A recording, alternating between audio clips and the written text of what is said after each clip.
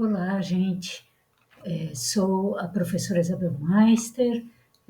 Estou aqui para conversar um pouquinho com vocês sobre o que é a teoria da Gestalt. A teoria da Gestalt pode vir aí a contribuir para o trabalho, né, de desenvolvimento na área do pensamento visual, né, especialmente porque ela tenta responder esta pergunta que está aí na tela, né? Por que algumas formas agradam mais do que outras? Vocês já pararam para se perguntar por que disso? Então vamos pensar um pouquinho juntos aqui, né? Para podermos pensar sobre o que é a Gestalt, como é que ela funciona, como é que é a visão dela nos dias de hoje, eu vou separar o material, né, em 4 diferentes partes. Esta é a primeira, que vai tentar responder essa pergunta: o que é a Gestalt? No outro vídeo, nós vamos falar dos princípios da Gestalt. No terceiro vídeo, sobre a pregnância, que é o princípio maior dela, dos princípios da Gestalt. E, por fim, a atualidade, né? Como é que a gente traz uma teoria desenhada lá nos primórdios do século XX para a contemporaneidade. Então, vamos lá.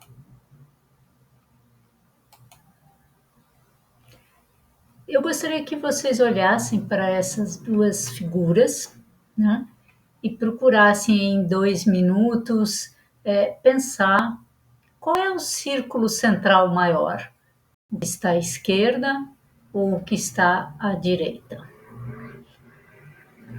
Se vocês acharem difícil fazer isso no computador e quiserem imprimir, o material segue no link ao lado e vocês podem imprimir para fazer os testes trabalhando com papel, que sempre é melhor do que a tela. Mas vamos lá, vocês já olharam, já pensaram se é este ou este círculo que são, qual deles é o maior, né? E aí a gente vai olhar qual seria o encaminhamento, qual é a resposta. Na verdade, os dois têm o mesmo tamanho, né? Então, o que nós estamos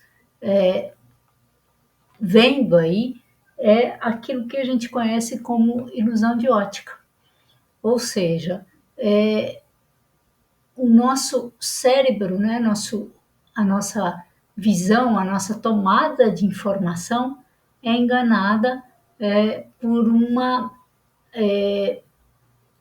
junção de elementos que nos fazem pensar que talvez o círculo do lado esquerdo, central, seja seja maior do que o do lado direito, né? Por quê? Porque ele tem figuras próximas, né?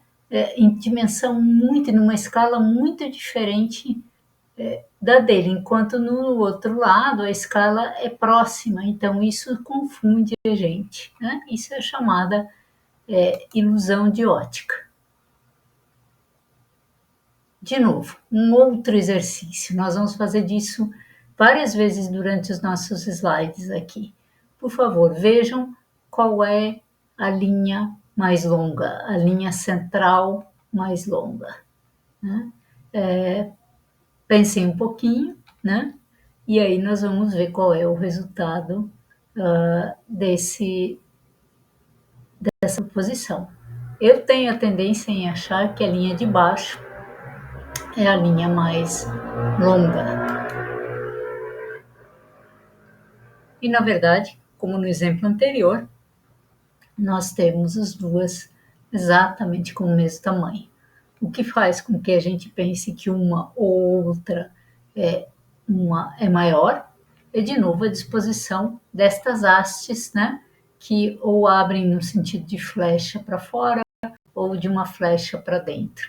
Essa é a chamada ilusão de ótica de Miller-Lyer.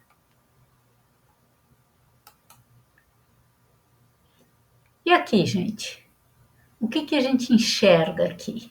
O que é que vocês veem com maior clareza ou menor clareza? né? Que tipo de figuras são essas? Nós temos aqui uma figura bidimensional.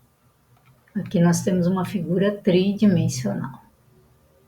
E essa aqui, para a maioria de nós, ela tem uma visão ambígua, né? Eu consigo enxergá-la de forma bidimensional, um desenho, né, sextavado, com linhas no seu interior, ou eu consigo enxergar mais próximo da tridimensionalidade, um cubo, né? Todos esses elementos eu estou trazendo aqui para vocês, para que a gente perceba, né, que existe um processo entre aquilo que a gente vê e aquilo que o nosso cérebro interpreta sobre aquilo, né? É muito interessante isso. E é isso que se chama percepção da forma, né? A gente percebe a forma a partir de determinados elementos. E essa percepção da forma, ela nos ajuda a construir e compor aquela informação visual. É por isso que eu acho que é interessante a gente ter aí, né, a Gestalt, e eu já vou trazer de onde ela vem e por que ela se preocupa com isso, né? Mas ela vai olhar para isso, para a percepção da forma do ponto de vista da nossa, vamos dizer, fluidez entre aquilo que a gente enxerga e aquilo que a gente interpreta em nosso cérebro. Vamos lá. Para a gente começar a entender um pouquinho, né, o que é a Gestalt, é importante a gente pensar que até a existência desta linha, uma linha da psicologia, até a existência da linha da Gestalt, nós tínhamos teorias mais voltadas ao aspecto atomista, ou seja, né, de uma única unidade, o todo percebido pelas partes, ou seja, né, eu observo as partes e aí eu junto essas partes e eu tenho uma informação do todo, né? Do ponto de vista da Gestalt, é exatamente o oposto, é o que ela preconiza, foi um pouco o que nós fizemos nos exercícios anteriores.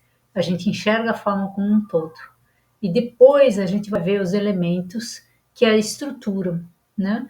E ela se baseia na ideia da pregnância da forma, que nós vamos falar especificamente em um dos vídeos, mas é a ideia de que a gente tem uma busca por equilíbrio, clareza e harmonia. E quanto mais a gente tem esses elementos, mais essa forma é pregnante e, portanto, ela mais me impregna, mais eu consigo percebê-la, né?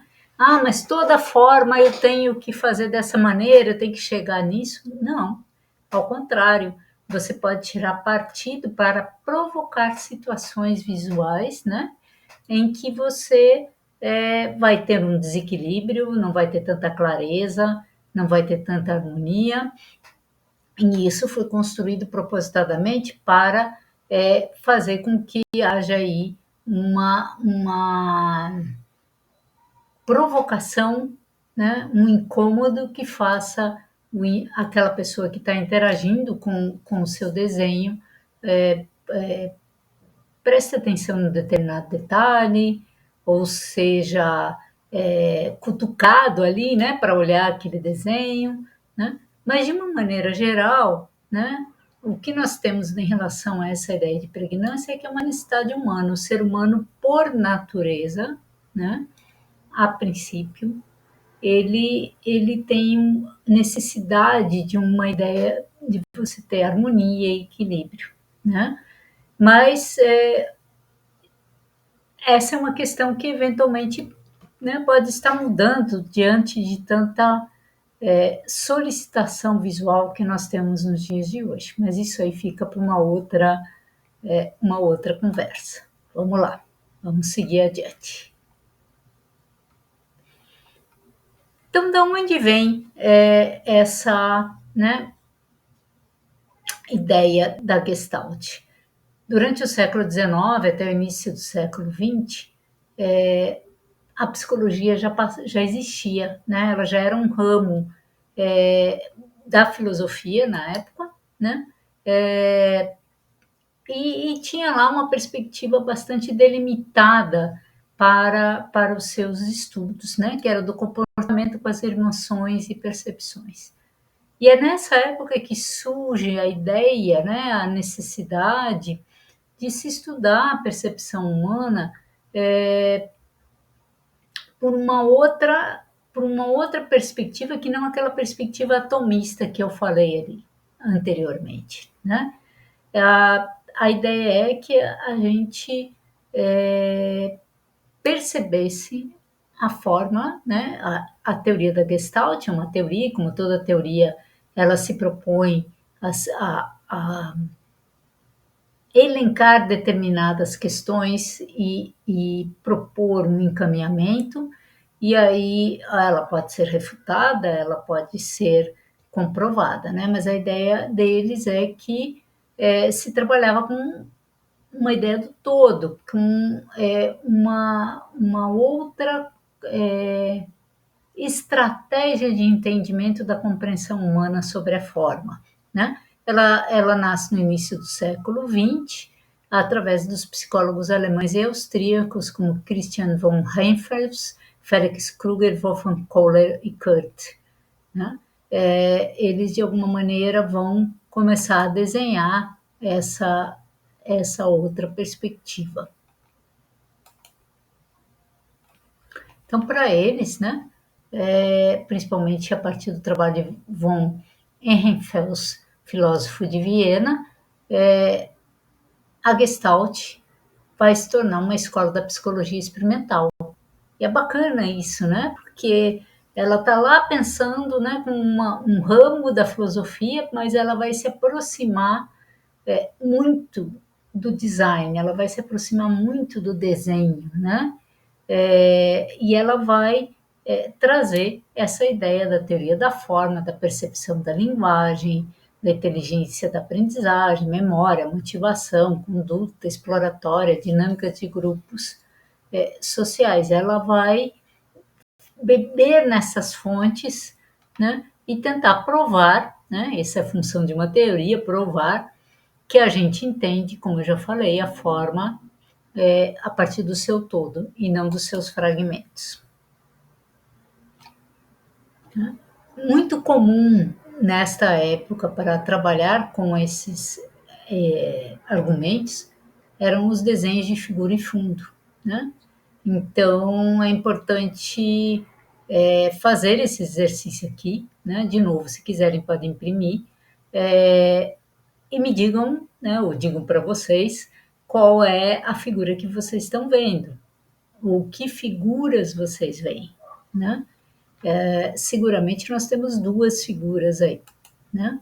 E isso é este trabalho da percepção da forma como um todo. Né? Vamos entender por quê? Vamos lá.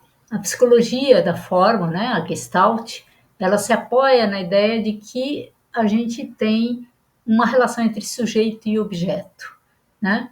E essa relação é ela que vai se dar no campo da percepção, né? A percepção sensorial, a configuração do objeto, a representação, o sentido, né? Tanto que uma das traduções de Gestalt, né, seria configuração, a outra seria boa forma ou a forma regular, né? E é essa organização que forma o objeto, né? Desses dados sensoriais, né? Então, de acordo com a Gestalt, seguindo aí uma interpretação de João Gomes Filho, que foi um professor na área do design, né? Que tem um dos poucos livros escritos no Brasil sobre a Gestalt do objeto. Ele fala que, de acordo com a Gestalt, a arte se funde no princípio da pregnância da forma, ou seja, na formação de imagens, os fatores de equilíbrio, clareza e harmonia visual constituem para o ser humano uma necessidade e por isso são consideráveis e indispensáveis. Como eu falei antes, a gente pode aí provocar sensações diferentes a partir do uso dessa relação de equilíbrio, né? Aqui uma das imagens bastante tradicionais, nessa ideia de enxergarmos uma imagem a partir da junção de pontos, né? Outro exercício bom aí para fazer, para experimentar entender como é que funciona esse aspecto da formação da imagem em nosso cérebro através do sistema ocular. Aqui cabe só trazer a ideia de que, e esse é o elemento central, né, que essa percepção da forma, ela se dá por meio da luz. Se não há luz, né, você não enxerga o contraste, você não verifica, você não consegue perceber a forma, né? Isso é muito importante, né?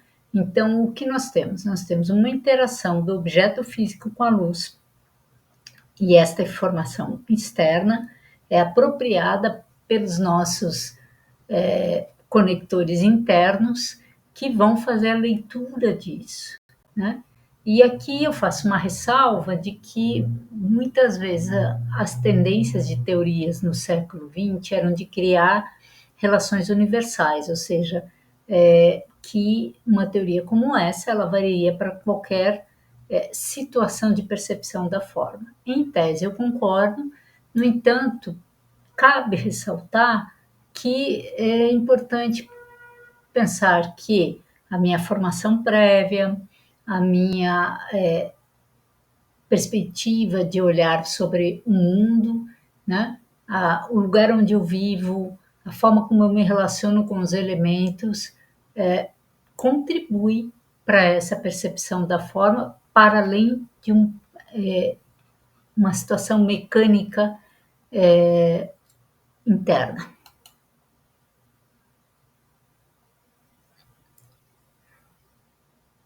Eu trouxe aqui só uma fala desses dois, do Vincius e do Benjamin, sobre. Eles estão falando de design, mas isso cabe muito bem para nós no pensamento visual.